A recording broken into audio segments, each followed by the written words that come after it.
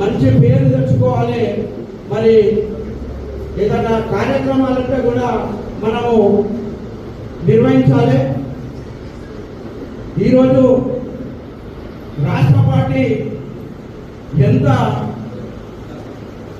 ఏ ఒక్కరోజు కూడా ఖాళీ లేకుండా వర్క్ చేసి మరి చాలా కష్టపడితేనే మనం తెలంగాణలో మనము అధికారాన్ని పొందగలుగుతాం. మరి ఎంతో మంది సీనియర్ నాయకులు కూడా చాలా సంవత్సరాల నుంచి ఈ యొక్క పార్టీకి సేవ చేస్తూ పార్టీ కోసమే తన దగ్గర డబ్బులు ఉన్నా లేకున్నా పార్టీ మీటింగ్లకు కానీ పార్టీ కోసం కష్టపడి పనిచేస్తున్న చాలా మంది నాయకులు ఉన్నారు. మరి కొన్ని సంవత్సరాల తరబడి వాళ్ళు పార్టీకి పనిచేస్తున్నారు. మరి ఇప్పుడు